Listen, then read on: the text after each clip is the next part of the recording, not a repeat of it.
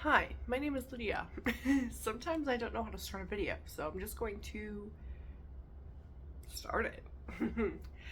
The other day I was thinking about how weird it is that,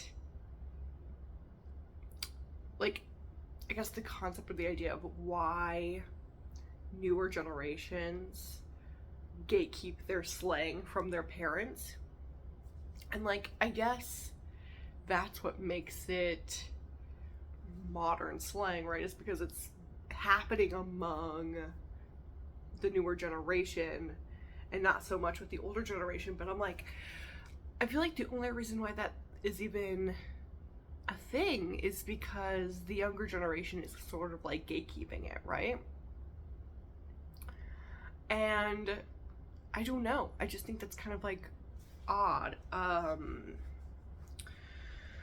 I'm 26, so I mean, I use some slang, but I'm not like, I mean, Gen Alpha is where it's at right now, right? I don't know. Technically, I guess I'm Gen Z.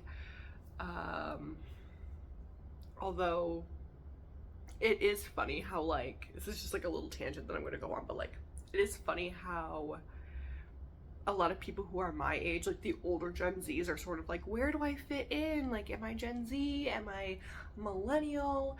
We have this like middle term called zillennial in a lot of these like groups and spaces.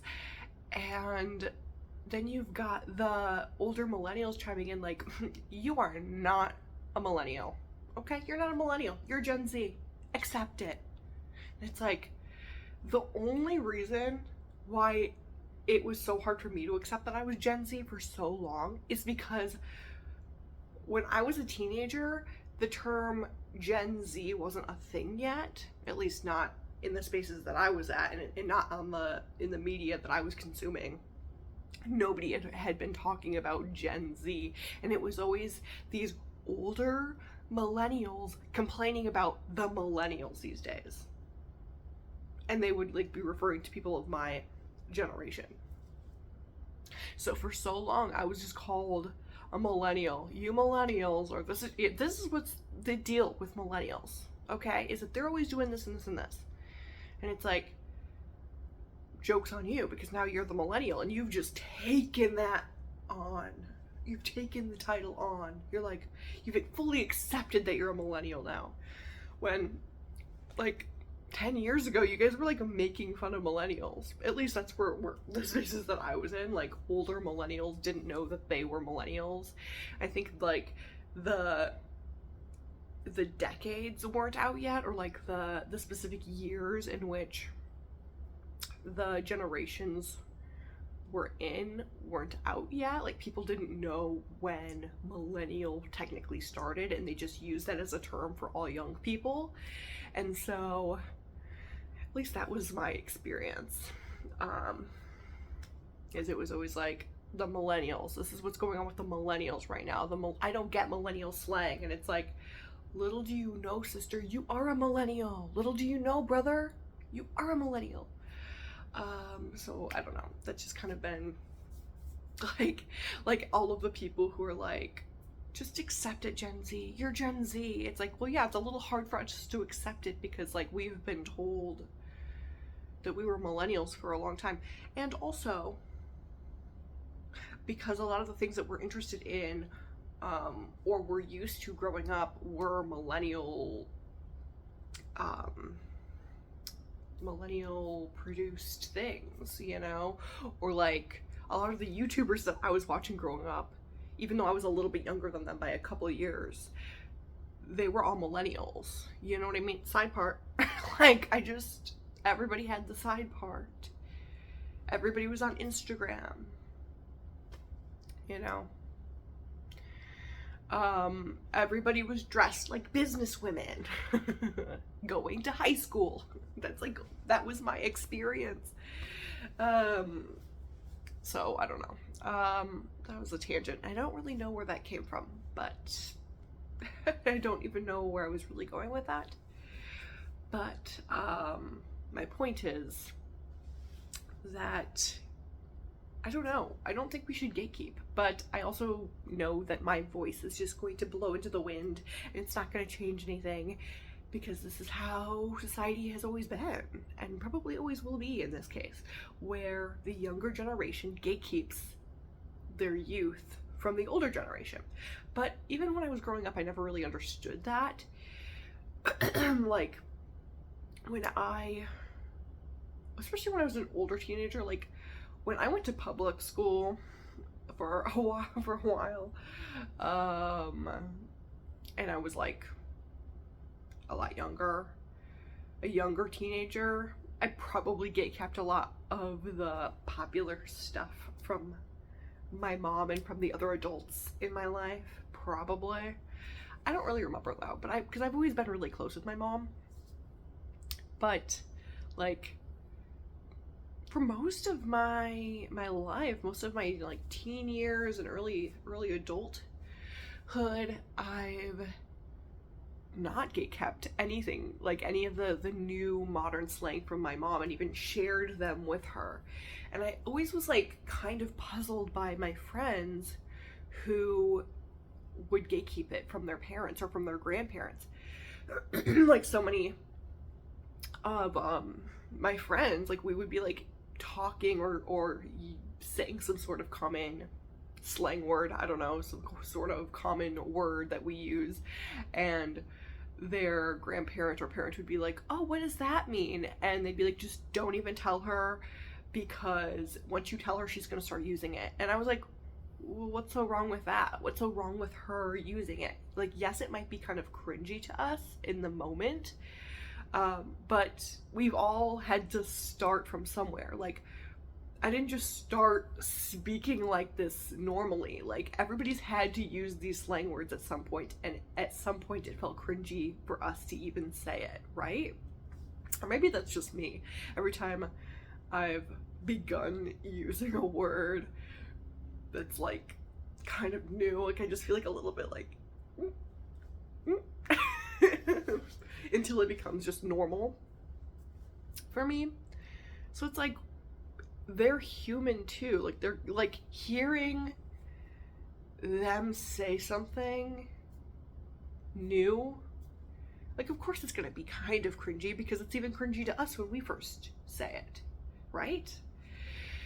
I don't know. It's like, why do we gatekeep new words and new ideas and new ways of speaking and doing things? Like, I don't know. Like, why do younger generations do that? You know? I think in a way it's kind of interesting because, like, in some aspect, young generations, time after time, decade after decade, have always had this sort of general idea about the older generations that they just don't understand us, right? This is a common young person like concept, is the older generations just don't understand us. The older generations, they just are stuck in their old ways, and they will never understand where we're coming from, our point of view. And it's like, well, maybe it's because we're not giving them that chance or that opportunity to understand it, you know? Because they've had years of experience, and it doesn't just end there. We could allow them to have years of experience and continually grow if that person is willing and accepting of new growth, you know? I mean, of course, a lot of people know their parents well enough to know that they would just shut down this new idea or this new way of being, and maybe there's, you know, that's a big aspect of it too. But if your parent is like willing and accepting, and they want to grow and learn with you, and they want to be closer and more connected to you, and they want to learn where you're coming from, why gatekeep that from them? Like, why be like, you can't say this stuff, you can't, like, oh, I don't even want you to say it, that's cringy, that's awful? Like, why do that when language in itself is so powerful? I don't think we should gatekeep any language from anybody, like, you know? because what we say, our voice, our language, our power that comes from within is so powerful, and it should never be controlled by any means, any form. Freedom of speech, right? I guess that's where I'm coming from. But I don't know. I've always thought that was kind of interesting and kind of odd that kids, teenagers, young adults kind of keep a lot of the stuff from their parents and grandparents, when it's like, why not include them? I mean, they might do things in a different way, but maybe they wouldn't. Maybe they would seamlessly transition into our young generation, our world, if we allowed them to, and if we didn't hold back any of this information and we completely let them integrate just as we're integrating into this new way of doing things. Maybe they wouldn't be as cringy if they had no roadblocks blocking them from understanding how to do things in a non-cringy way, or the proper way of I don't know.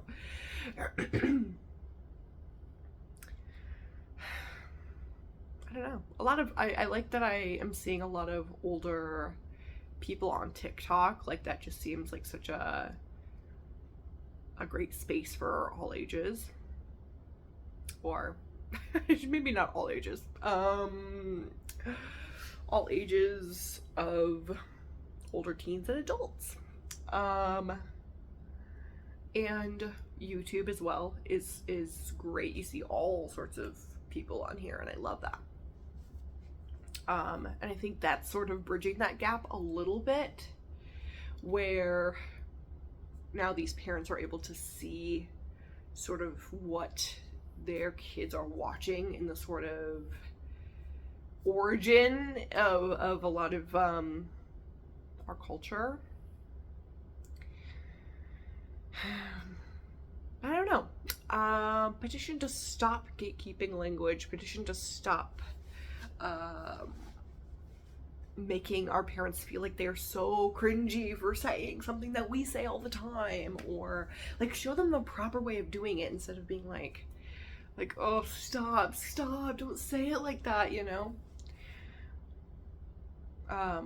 We should just show them the proper way of saying it, or kind of use it in the proper way around them, and include them in what we say and what we do. And build that bond with them too, you know? And I think overall, I think it's so sad because, like, the gatekeeping also perpetuates this mindset onto older generations, onto a lot of our parents, that like they are aging out, that they're phasing out, that that there are certain things that they can and cannot do in life, and that, I don't know, that is just lame. I don't know, like, it's sort of like this I don't know, exclusion and this exclusivity that makes our parents feel kind of othered, you know? And why have that? Why have that?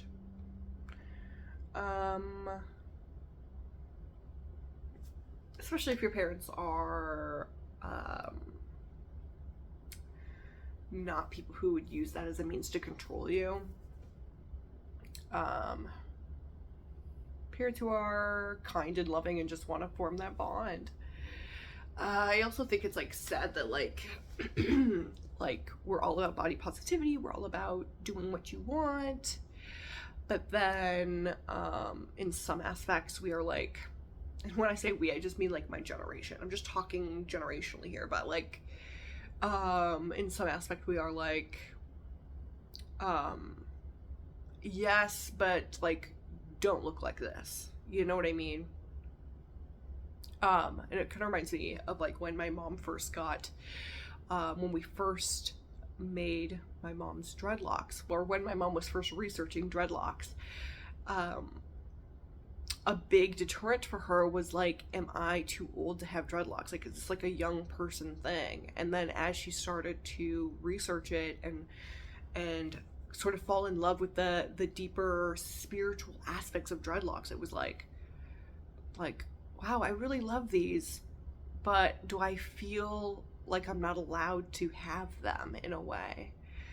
And I do think a lot of older people feel that way about dreadlocks. And it's just one example, you know, and it's like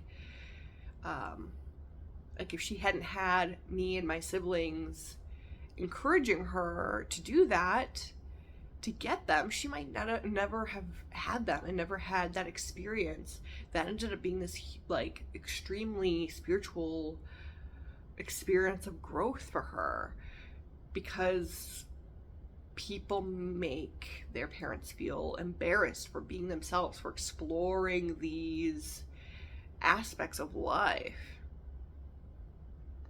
just because it's deemed as something maybe young, or like, act your age, act this type of way.